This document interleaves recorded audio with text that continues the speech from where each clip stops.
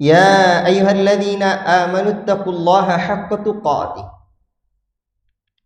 ولا تموتن إلا وأنتم مسلمون يا أيها الناس اتقوا ربكم الذي خلقكم من نفس واحدة وخلق منها زوجها وبث منهما رجالا كثيرا ونساء واتقوا الله الذي تساءلون به والأرحام إن الله كان عليكم رقيبا يا أيها الذين آمنوا اتقوا الله وقولوا قولا سديدا يصلح لكم أعمالكم ويغفر لكم ذنوبكم ومن يطع الله ورسوله فقد فاز فوزا عظيما أما بعد فإن أصدق الحديث كتاب الله وخير الهدي هدي محمد صلى الله عليه وسلم وشر الأمور محدثاتها وكل محدثة بدعة وكل بدعة ضلالة وكل ضلالة في النار. أيها الإخوة بارك الله فيكم. Syukur kita kehadirat Allah Rabbuna Jalla fi'ula yang senantiasa memberikan kita rahmat dan nikmatnya, sehingga pada kesempatan ini Allah Ta'ala kumpulkan kita di halaqah ilmu. Mafhum sudah bagi kita di mana Nabi sallallahu alaihi wasallam bersabda, "Man salaka tariqan yaltamisu fihi ilman sahhalallahu lahu bihi tariqan ilal jannah."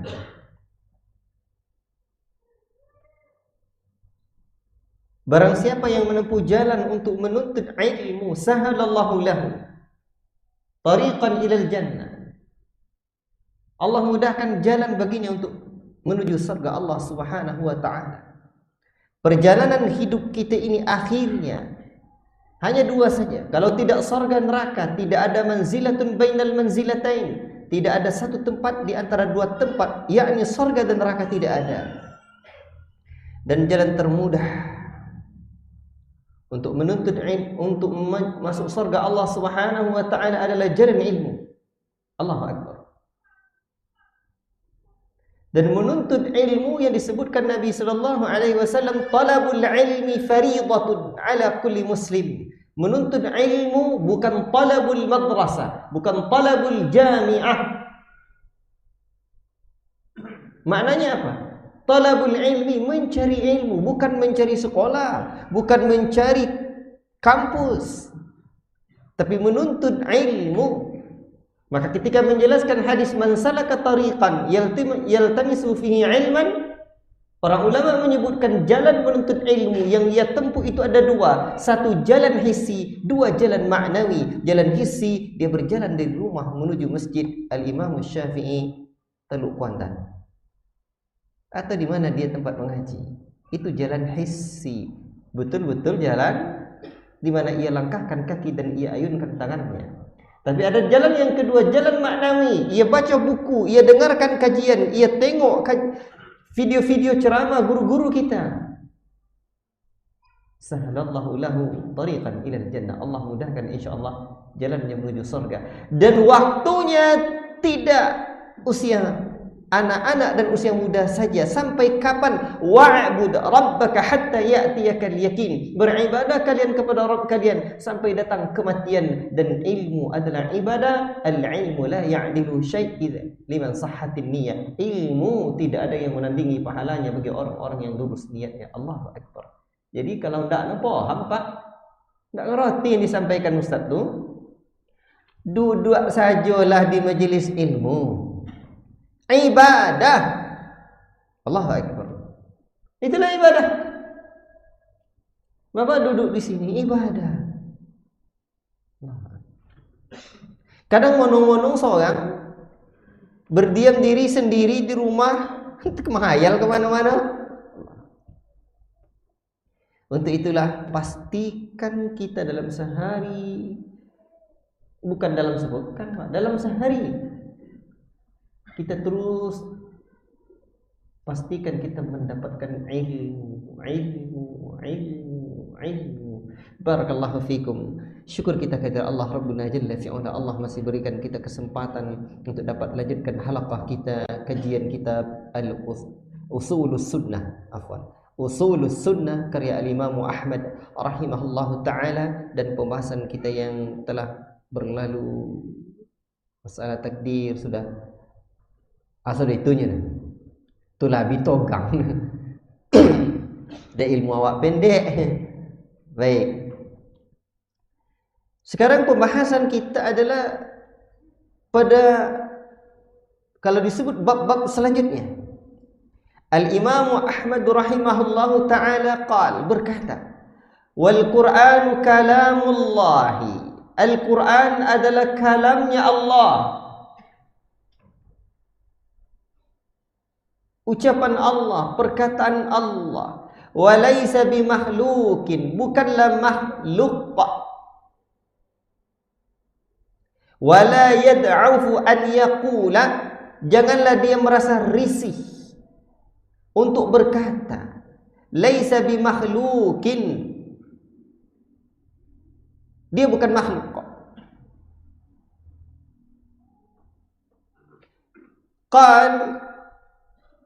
Ia berkata, fa inna kalam Allah, sesungguhnya kalam Allah, minhu wa laisa biba'in minhu, sesungguhnya kalam Allah itu bukanlah sesuatu yang terpisah dari zatnya. Wa laisa minhu syai'un makhluqun, dan sesuatu yang berasal dari zatnya itu bukanlah makhluk kok. Wa iyyaka wa munadharata man ahdatsa fihi, jauhilah berdebat dengan orang-orang yang hina dalam masalah ini.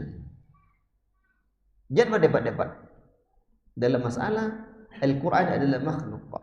Wa man qala bil lafzi wa ghairihi, jauhilah pula berdebat dengan orang yang mengatakan lafziyah, yakni ahlul bid'ah yang mengatakan lafazku ketika membaca Al-Quran adalah makhluk dan yang lainnya. Wa man waqafa fihi faqal, dan barang siapa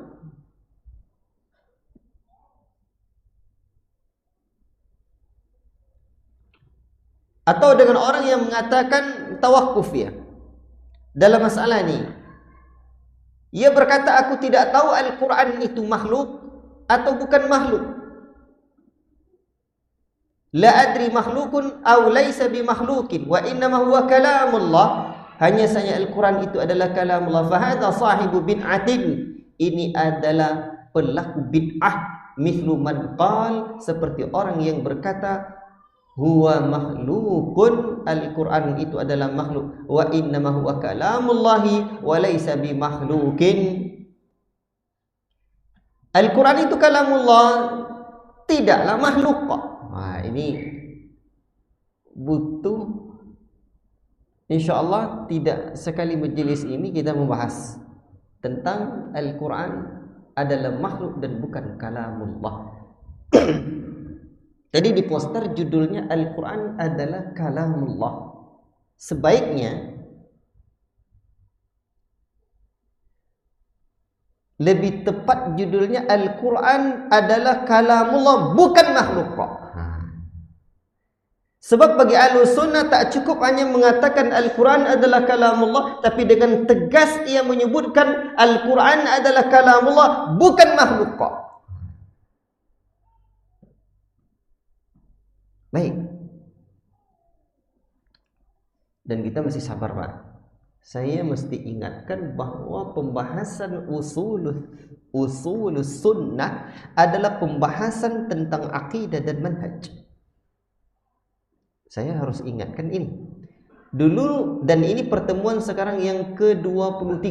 Betul, Fauzan? Yang ke-23. Baru beberapa poin kita, Pak. Sebelum ngaji kitab Usulus Sunnah ini dulu disarankan kepada saya, diusulkan kita kajiannya apa? Akidah dan manhaj. Dan saya melihat pembahasan akidah dan manhaj, salah satu kitab yang bagus adalah kitab Ushulus Sunnah karya Al-Imam Ahmad rahimahullah ta'ala. Minimal itu yang bisa saya untuk menyampaikannya dan sama-sama belajar kita. Tentu banyak kitab yang lain. Baik, sekarang poin-poin yang disebutkan oleh Al-Imam Ahmad di dalam kitabnya yang bernama Ushulus Sunnah ini, ingat, apa kata beliau di bagian awal dulu? Ushulus sunnati indana. Pokok-pokok, pondasi-pondasi sunnah di sisi kami yang beliau yakini dengan kawan-kawannya dan para sahabatnya. Baik. Berarti kajian kitab Ushulus Sunnah ini adalah pondasi. Dan saya melihat pembahasan akidah dan manhaj, salah satu kitab yang bagus adalah kitab Ushulus Sunnah karya Al-Imam Ahmad rahimahullah ta'ala. Minimal itu yang bisa saya untuk menyampaikannya dan sama-sama belajar kita. Tentu banyak kitab yang lain. Baik, sekarang poin-poin yang disebutkan oleh Al-Imam Ahmad di dalam kitabnya yang bernama Ushulus Sunnah ini, ingat, apa kata beliau di bagian awal dulu? Ushulus sunnati indana. Pokok-pokok, pondasi-pondasi sunnah di sisi kami yang beliau yakini dengan kawan-kawannya dan para sahabatnya. Baik. Berarti kajian kitab Ushulus Sunnah ini adalah pondasi di mana seseorang apa tidak meyakini di sini, hati-hati. Baik, timbul pertanyaan kita. Apakah relevan? Relevan puasa apakah sesuai? Laima suaci tua awak ngaji Al-Quran adalah makhluk, Al-Quran adalah kalamullah, bukan makhluk. Lain masuk cito? Kan itu. Apa tidak baik kita membahas perang Iran dan Israel saja? Ya ikhwan, kalau itu dah terlalu jauh kali kajinya. Baik. Namun juga akan ada pembahasan tertentu dan yang senantiasa perlu kita.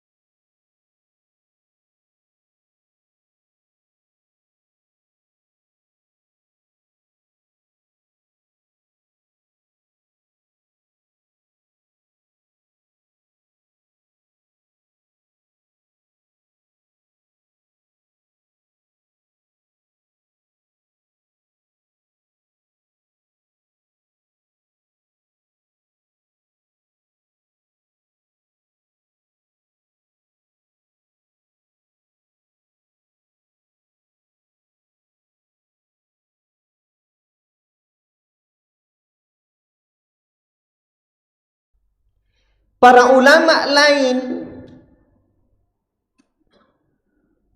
atau para ulama tidak hanya Imam Ahmad bin Hanbal yang menjelaskan tentang keyakinan ini. Al-Imam Tahawi juga menyebutkan tentang pembahasan Al-Quran adalah kalamullah. Baik, sekarang di sini kitab apa saja yang dipelajari dalam akidah? Ustaz Abu Jihad, Ustaz Abu Jihad, Malim Harahab itu juga bahas kitab apa? Kitab apa, Pak? Hah? Yang akidah.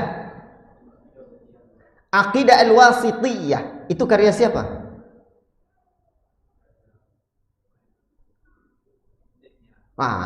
Itu cap jempol lah. Itu lain ngaji. Ngaji kitab tapi tidak tahu penulisnya. Min barakatil ilmi ayyusnadal ilmu ila ahlihi.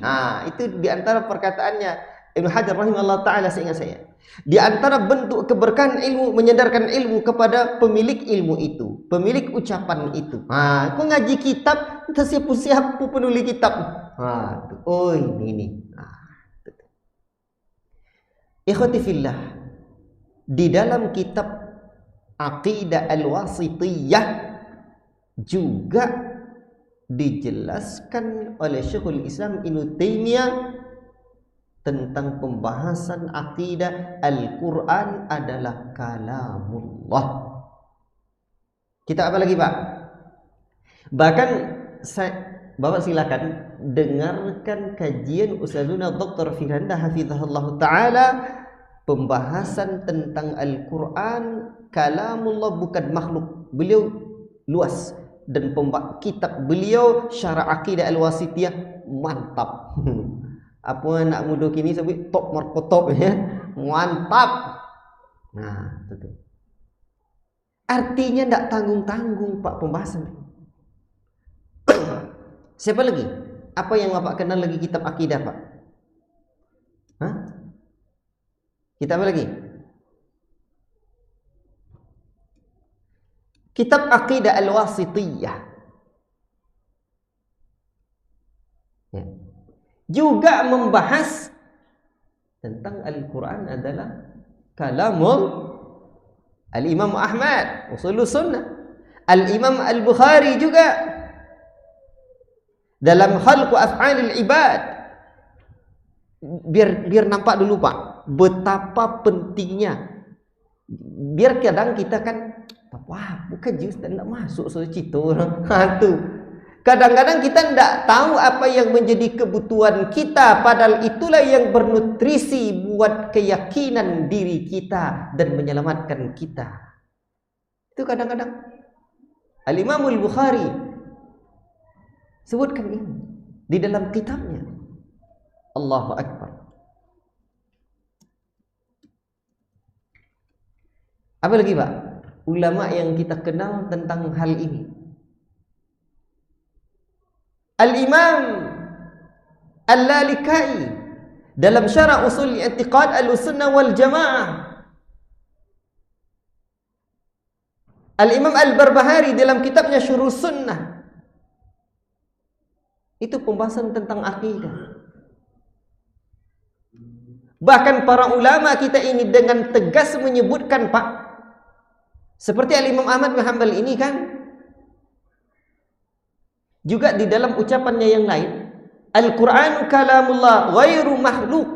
Al-Quran adalah kalamullah, bukan makhluk. Wa man qala, dan barang siapa yang mengucapkan innahu makhlukun fawa jahmiyun kafirun, barang siapa yang mengatakan Al-Quran adalah makhluk, maka dia adalah seorang jahmi kafir.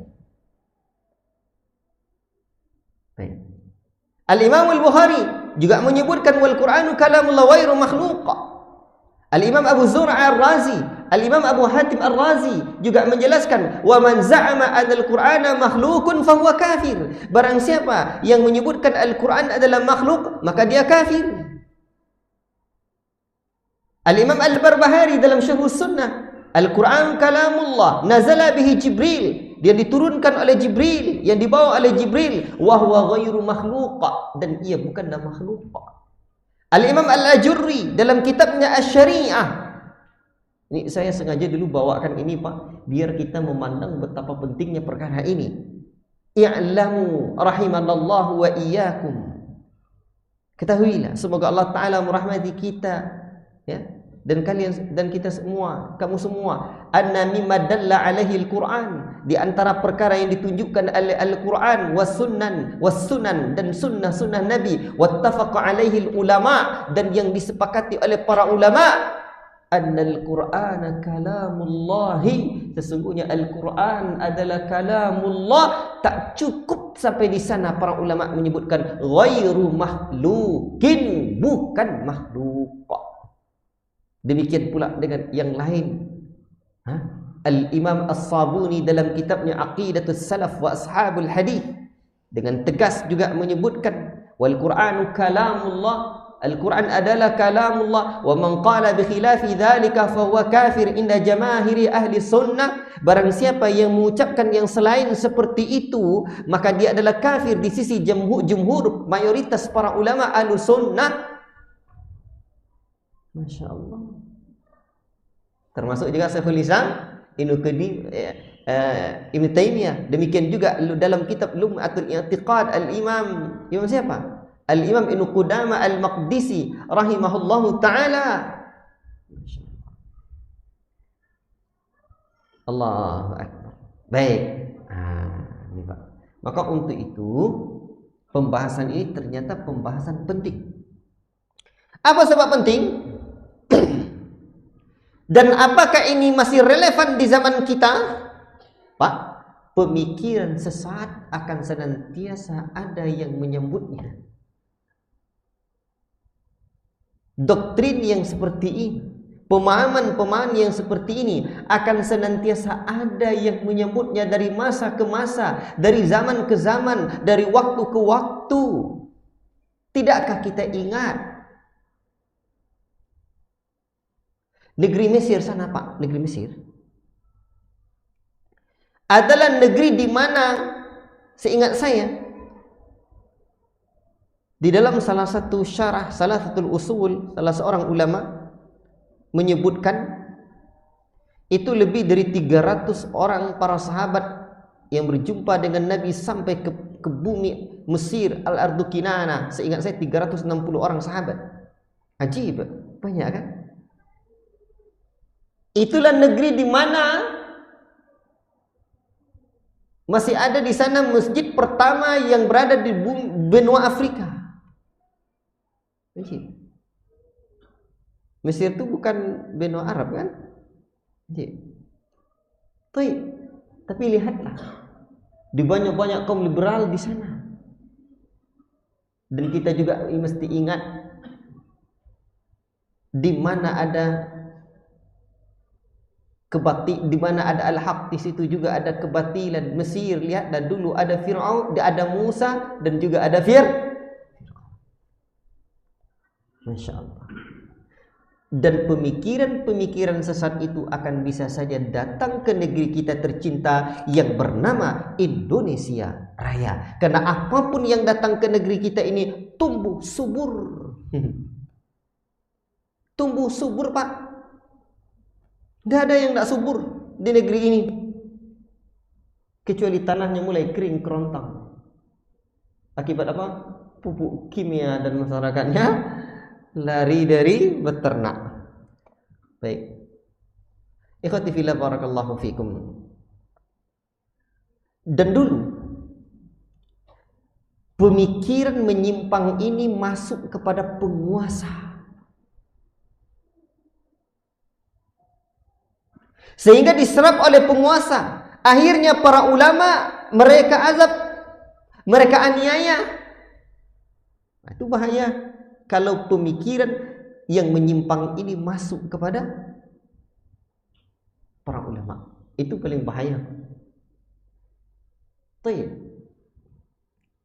Sekarang dari mana asal pemikiran ini? Dari mana asalnya? Padahal Nabi Shallallahu Alaihi Wasallam tidak pernah mengajarkan hal ini. Ikhwati fillah, barakallahu fikum. Maka kita perlu memahami silsilah atau sanad dari Al-Quran adalah makhluk ini. Ikhwati fillah, barakallahu fikum. Dulu atau ketika ini diserap oleh pemimpin atau umara, khalifah di saat itu, pemerintahan Al-Mu'tasim dan Al-Wathiq. Demikian pula sebelumnya di Khalifah Al-Ma'mun, dan itu di tahun-tahun di abad masuk ke abad 3 Hijriyah, 218 Hijriyah, Khalifah Al-Ma'mun wafat 218 Hijriyah. Demikian pun sebelumnya di abad kedua Hijriyah ada kaum Mu'tazilah bermunculan, di mana Mu'tazilah mengadopsi pemikiran ini. Dedengkotnya Indo ongkang masawa namanya Wasil bin Atha, Amr bin Ubaid, dan seterusnya. Dan ini orang pintar.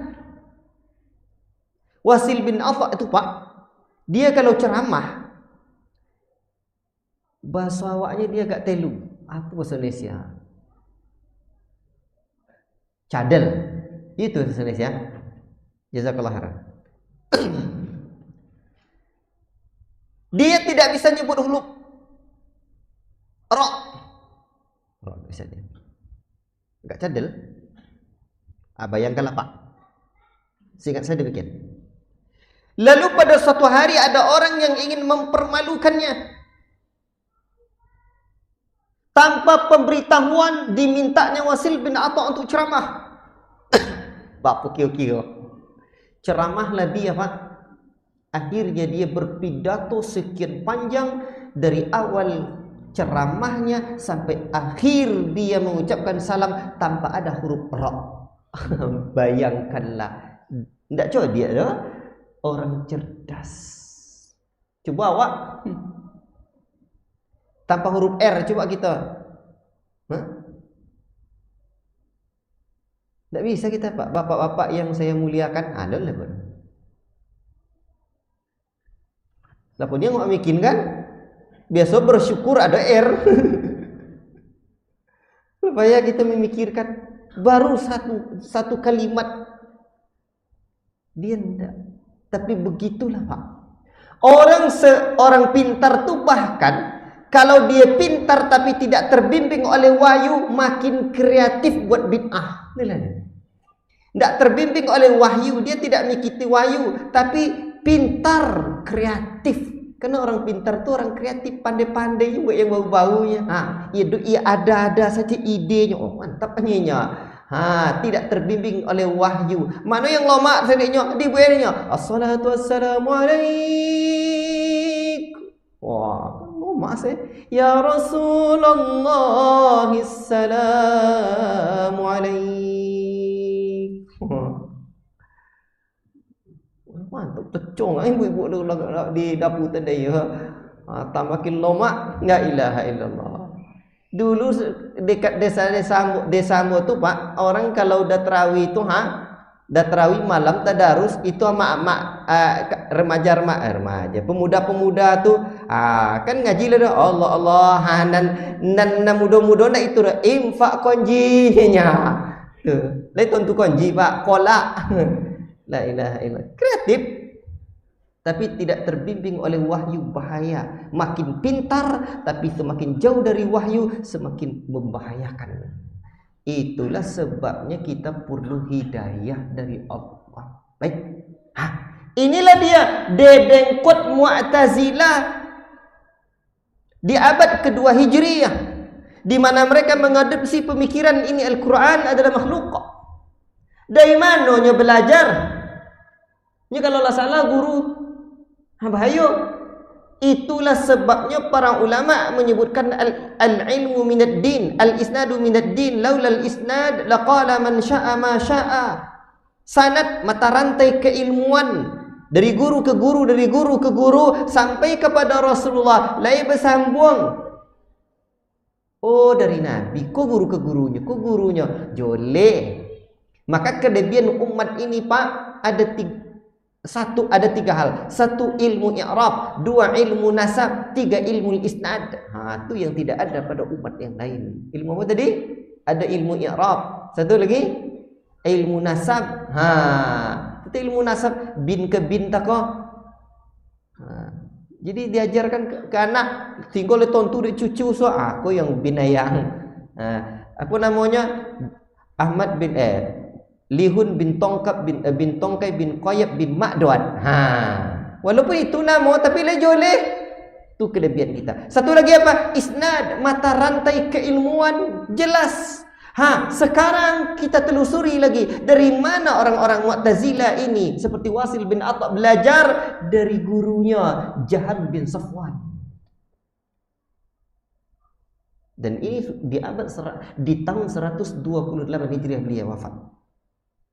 Dia adalah pengembang pemikiran Al-Quran adalah makhluk. Tentu guru lainnya, dia hanya juga mengembangkan pemikiran gurunya. Dan kita ini Pak, copy paste orang tua dan guru kita. Itulah sebab kalau milih menantu laki-laki tu anak, tengok dulu idza ja'akum man tardawna dinahu wa khuluquhu fazawwijuhu. Kalau lah datang dengan elok agama, elok lo akhlak, nikahkan. Dua tu Pak, elok agamanya, elok akhlaknya, bukan elok Hondanya, bukan elok motornya. Enggak. Baik. Kita nanti kan kepada keturunan kita. Maka untuk anak, jangan pilihlah dia. Kita jangan tergiur dengan eloknya gedung sekolah, tapi tanya dulu siapa gurunya. Guru siapa? Sebab yang dituntut talabul ilmi, bukan talabul madrasah, menuntut ilmu. Maka jangan terjebak sekolah hismi nama. Apa sekolah hismi? Menuntut ilmu, sekolah hitam apa-apa sekolah, sikit-sikit sekolah. Kalau tidak sekolah tidak nanti ilmu lah. Yang dicari pun sekolah, mantap tuh. Padahal di masjid juga bisa belajar ilmu. Baik. Siapa guru dia Jahmi Safwan ini? Dia bernama Ja'ad bin Dirham. Itulah guru penyebar pemikiran sesat ini. Dia yang menyebutkan Allah tidak berbicara kepada Musa dan tidak menjadikan Ibrahim sebagai Khalilullah. Dia juga yang menyebarkan gagasan sesatnya Allah tidak memiliki sifat. La ilaha illallah. Itu namanya jahat. Ya jahat. La ilaha illallah. Ikhwati fillah, barakallahu fikum. Siapa guru dia lagi? Ja'ad bin Dirham ini ternyata berguru kepada seorang Yahudi. Namanya Labid bin A'sam. Labid bin A'sam. Dan kita sama paham kan?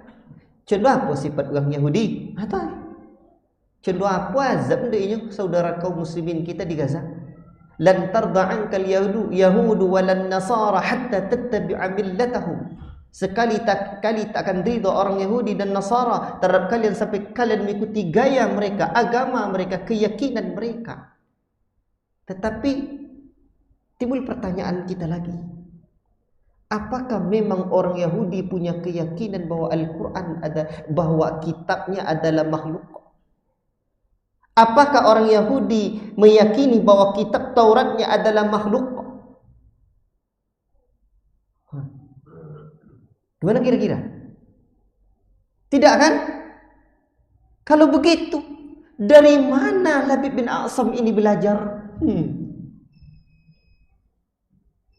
Ternyata Pak, Labid bin A'sam ini belajar dari kalangan filsafat, dari kalangan orang-orang yang tidak berasal dari ahli kitab. La ilaha illallah. Itu bahaya filsafat tadi. Nama itulah dikenal ilmu kalam. Yo kelam. Itu dia. Kalau bapak tidak percaya Pak, makanya wajar Ustaz Hartana Ahmad Jais, guru ayahnya Ustaz Hasan Al-Jaizi hafizahullah taala, ya. Beliau ini ayahnya Ustaz Hartana masih hidup sekarang. Beliau tulis, saya pernah ke rumahnya di Jakarta, di Tibet. Beliau ini menulis satu kitab, ada pemurtadan di IAIN. Mohon maaf, betul-betul minta maaf. Saya hanya menceritakan apa yang beliau tulis. Silakan situ. Lihat, baca. Dan beliau tahu betul apa yang terjadi. Kalau masuk waktu kan? Wallahu ta'ala. Barakallahu fikum, silakan kita azan dulu. Ayyuhal ikhwah, barakallahu fikum. Tadi kita sampai pada poin bahwa ternyata asal dari keyakinan itu lahir dari mana? dari filsafat Yunani, datang dari para filosof Yunani, dan kita mesti tahu sejarah di mana dulu umat Islam ini, ikhwati fillah barakallahu fikum,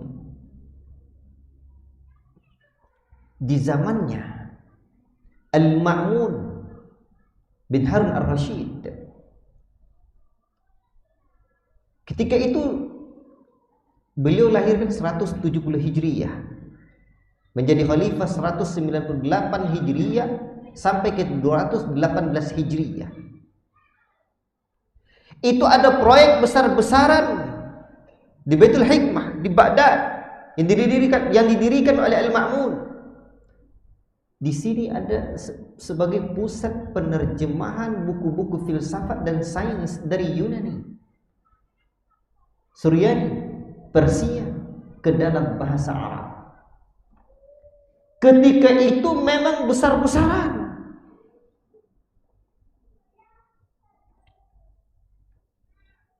Perpustakaan tersebut menjadi pusat diskusi ilmiah dan tempat penelitian. Kitab-kitab dari Yunani, Romawi dipinjam oleh umat Islam. Mereka serta.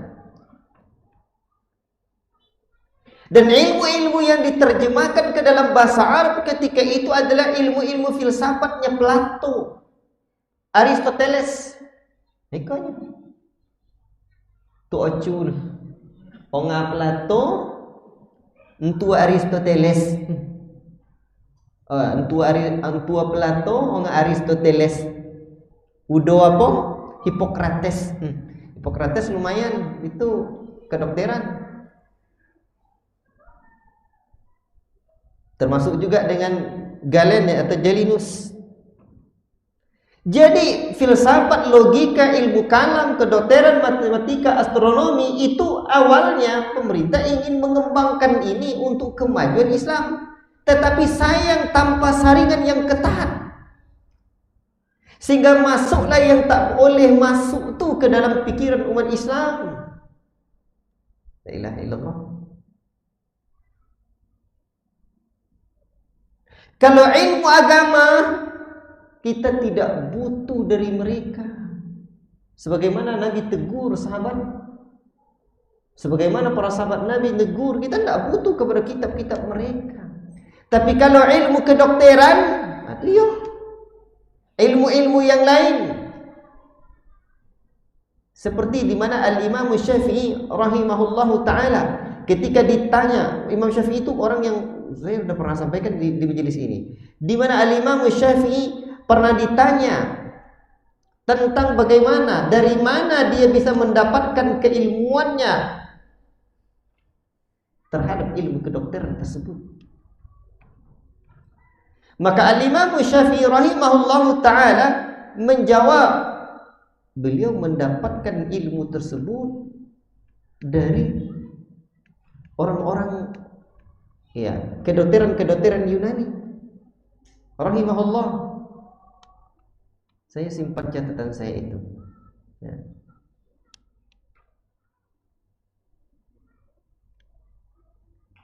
Bahkan beliau menyebutkan Imam Syafi'i juga mendapatkan ilmu kesehatan tersebut dari apa? Dari atibaul Arab, dari kedokteran Arab. Demikian juga apa yang disebutkan oleh orang-orang India, falasifatul Hind. Itu ilmu kedokteran. Boleh. Jadi apa-apa mau belajar ilmu kedokteran, sekarang saya juga dalami itu.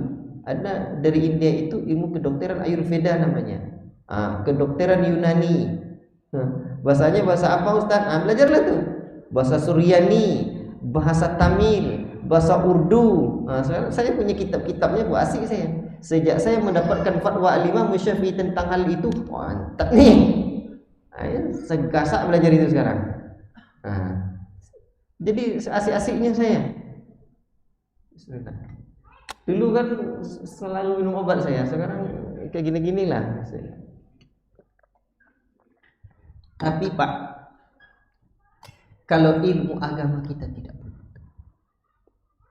Nahnu qaumun a'azzanallahu bil Islam. Kita adalah kaum yang dimuliakan oleh Allah Ta'ala dengan al-Islam. Manakala kita mencari kemuliaan selain dari al-Islam, adzallanallah, Allah menghinakan kita. Tak boleh. Makanya dipastikan. Dan sekarang di sekolah-sekolah kita itu, ingat, ada dua hal Barat tu masuk ke dalam dunia umat Islam ini yang banyak. Satu, pendidikan. Dua, psikologi. Karena hasil kedua hal itu adalah manusia. Maka banyak konsep-konsep pendidikan yang datang dari Barat yang berseberangan sesungguhnya dengan pendidikan al-Islam itu sendiri. Untuk itu ketika kita mendirikan sekolah, Pak, kurikulum itu ada 3. Kurikulum pemerintah, kurikulum sekolah kita, kurikulum unggulannya. Kurikulum sekolah kita buatlah ilmu agama di situ fardu ain. Unggulannya buatlah fardu kifayah. Untuk kurikulum pemerintah, kita mengadopsi pemikiran pendidikan dari mana? Di sini kita punya kewajiban namanya islamisasi. Kalau tidak coret sekolah Islam terpadunya tuh. Dan itu dimintai pertanggungjawaban di hari akhirat kelak. Sebab di buku-buku sejarah belum hilang manusia berasal dari kera, cigak dan cingkuak. Tidak bisa kita terima, Pak. Manusia kebutuhan hidupnya hanya sandang, pangan, dan papan. Tak ada kebutuhan iman. Itu perlu diingat. Belum lagi teori negara maju. Negara maju itu begini, begini, begini. Tak ada kategori iman di dalamnya. Perlu kita islamisasi. Mengislamisasinya dengan 2 hal. Satu, islamisasi buku itu sendiri. Yang kedua, kalau tidak bisa kita... Baru yang kedua, gurunya mesti jelaskan ini tidak baik. Ada di kulit buku tu ada anak tu, satu laki-laki, satu perempuan. Terbuka roknya, terbuka lututnya. Ini haram, nak jelaskan. Ini tak betul, ini tak baik. Sebab tujuan pendidikan negeri ini, afwan saya kemana-mana, ada dalam pasal 31 ayat ketiga. Pemerintah mengusahakan sistem pendidikan untuk meningkatkan keimanan, ketakwaan, akhlak mulia untuk mencerdaskan kehidupan bangsa yang diatur dalam undang-undang. 4 nih tugas amanah, tujuan pendidikan dalam amanah konstitusi. Itulah pekerjaan kita. Dan sekarang jangan merasa aman kita wazul fikri. Itu yang terjadi di zamannya Al-Ma'mun. Terjadi penerjemahan kitab filsafat. Sehingga akhirnya banyak rusak. Kita merasa, oh ya maju. Padahal ternyata pemikiran tua Plato, Aristoteles, Jeudo, Socrates. Itulah tuh kebanggaan.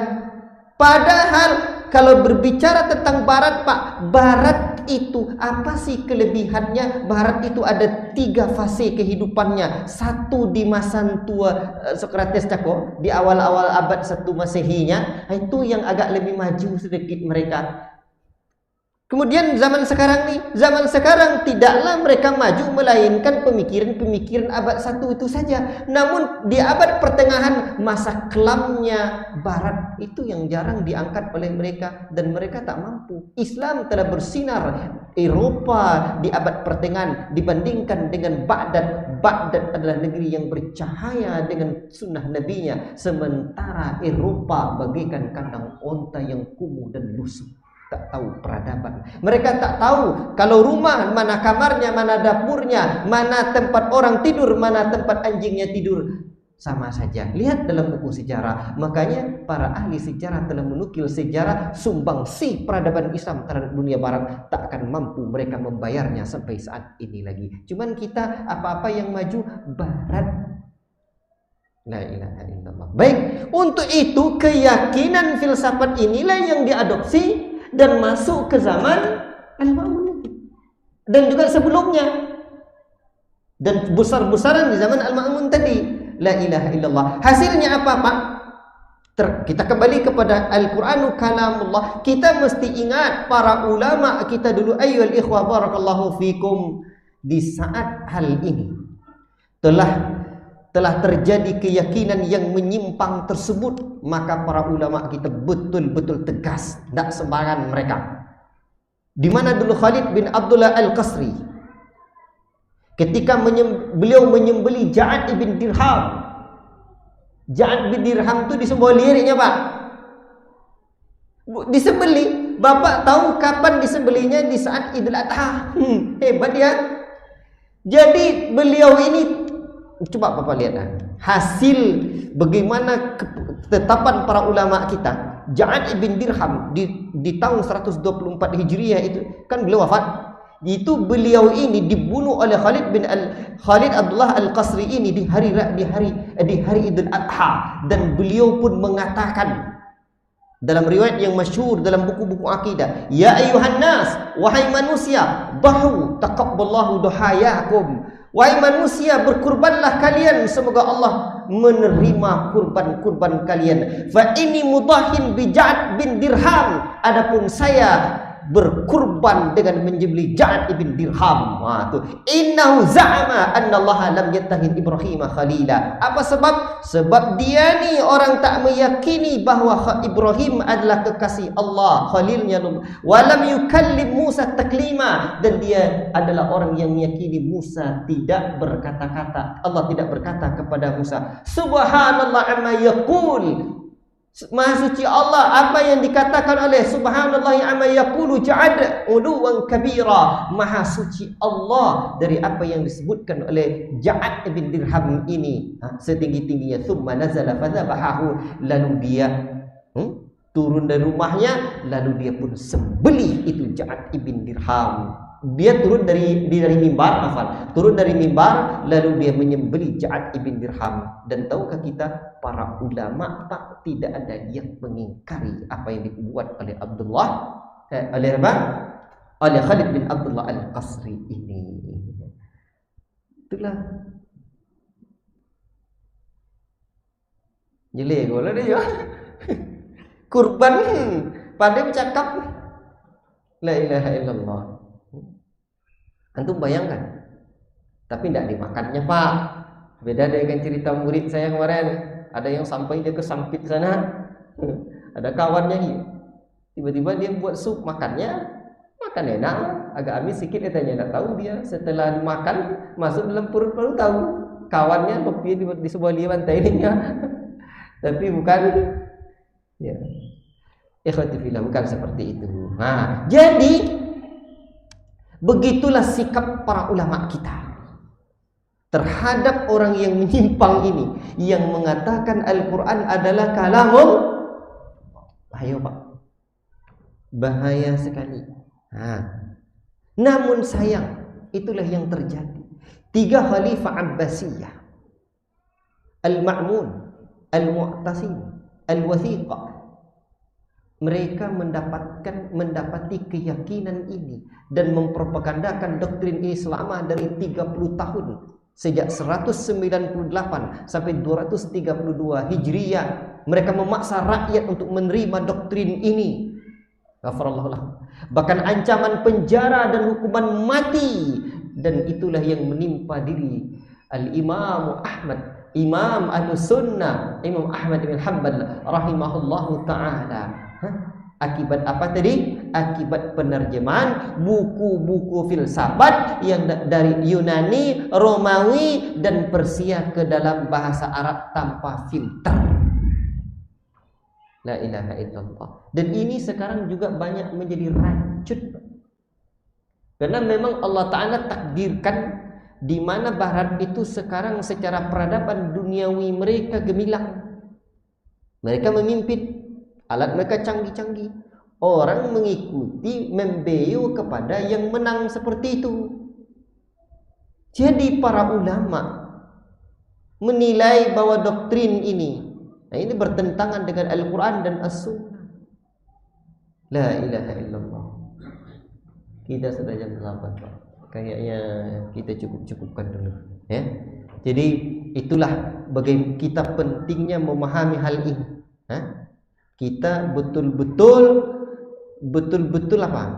Betul-betul mempelajari akidah Ahlussunnah wal Jamaah, manakala kita jumpa atau terdengar yang seperti itu, oh, kita yakin, mantap dalam hati kita. Jangan sampai pula seperti Ja'ad bin Dirham. Kalau seperti itu, sempat pula ada penguasa nanti seperti penguasa di zamannya, wakna dijadiin hewan kurbannya. La ilaha illallah. Wallahu ta'ala a'lam bishawab. Ada pertanyaan Pak? Silakan. Kalau ada satu, kalau tidak ada enggak apa-apa. Cukup ya?